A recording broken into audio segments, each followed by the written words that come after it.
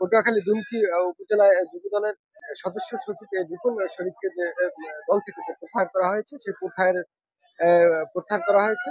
সেটি প্রত্যাহারের বাতিলের দাবিতে কিন্তু আসে দুমকি উপজেলার সাধারণ মানুষ। তারা কিন্তু মাঠে নেমে এসেছে। তাকে যে দল থেকে প্রত্যাহার করা হয়েছে সেটি সেটি দল থেকে যে প্রত্যাহার করা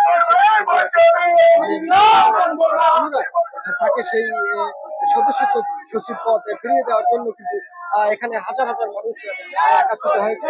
এবং এই দুমকি উপজেলার সর্বস্তরের মানুষ এবং মহিলা এবং পুরুষ সব দলের অঙ্গ সংগঠনের বিএনপি অঙ্গ সংগঠনের সকল মানুষ কিন্তু আসলে একত্রিত হয়েছে যে তাকে যেন তার পুনরায় পদ ফিরিয়ে দেওয়া হয়। তারা বলছেন যে এই রিপন শরীফ কিন্তু দীর্ঘদিন যাবতে এখানে আওয়ামী লীগ সরকারের আমলে তিনি কিন্তু নির্যাতিত হয়েছেন এবং বিভিন্ন মামলা হামলার শিকার হয়েছেন।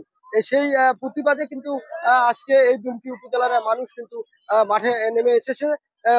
বিএনপির সকল অঙ্গ সংগঠনের মানুষ কিন্তু একত্রিত হয়েছে যে তাকে যেন তার পদ ফিরিয়ে দেওয়া হয়, এমনটাই কিন্তু আমরা এখানে দেখছি।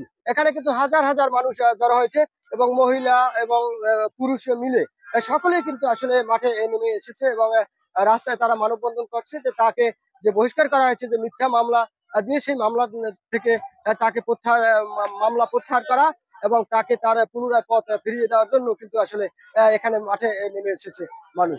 আমরা লক্ষ্য করেছি এখানে কিন্তু নারী পুরুষ এবং বিএনপির বিভিন্ন অঙ্গ সংগঠনের সকল মানুষ কিন্তু আসলে একত্রিত হয়েছে।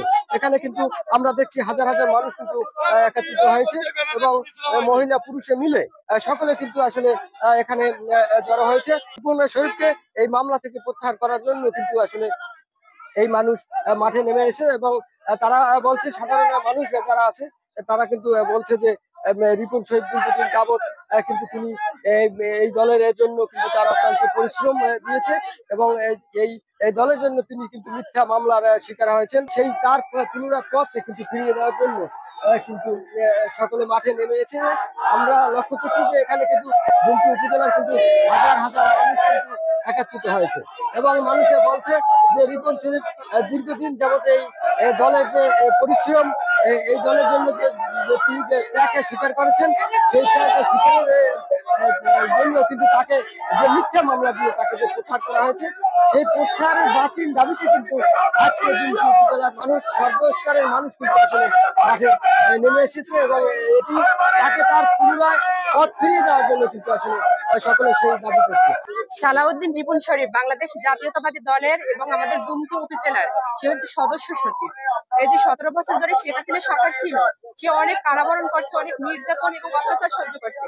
সে দলের জন্য সবসময় সদা প্রাণ দিতে চেষ্টা করছে এবং যখনই দলের কোনো বিপদে তাকে ডাকা হয়েছে সে সবসময় প্রস্তুত ছিল যাওয়ার জন্য।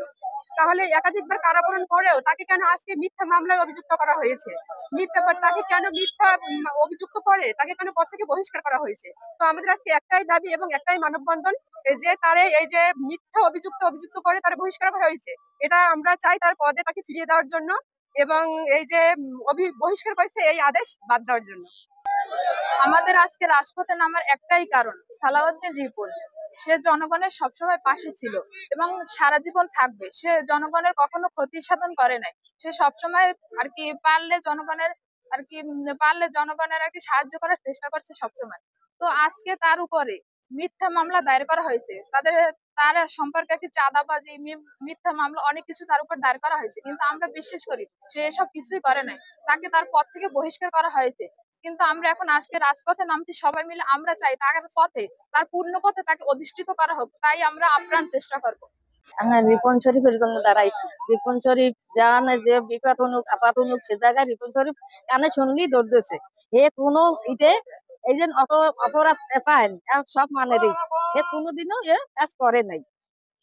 হ্যাঁ, আমরা আগের জায়গায় আমরা চাই। আজকের রিপন শরীফের জন্য দাঁড়াইছি, ভালো লোকের জন্য দাঁড়াইছি, ভালো লোকের জন্য এখানে দাঁড়ানো হয়েছে। কিন্তু দেখি বিভিন্ন জায়গায় বিভিন্ন ফ্যাসিলিটিতে এই 5টা ইউনিয়নের ভিতরে আমরা যাচাই বাছাই করে দেখছি 2 আছে এই পর্যন্ত। আওয়ামী লীগের সময় ছিল, এই বিএনপি সময় ছিল, কিন্তু বিএনপি বহুত ত্যাগ স্বীকার করে সে দল করছে, এই লোক দল গঠন করে যাচ্ছে।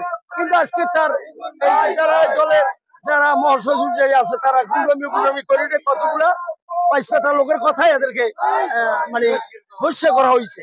কেন করছে আমরা এই জবাবটা চাই, এই জবাবটা আমরা চাই। এই যে দলের মহাসচিব যে উনি কেন করলে এই জবাবটা আমরা চাই।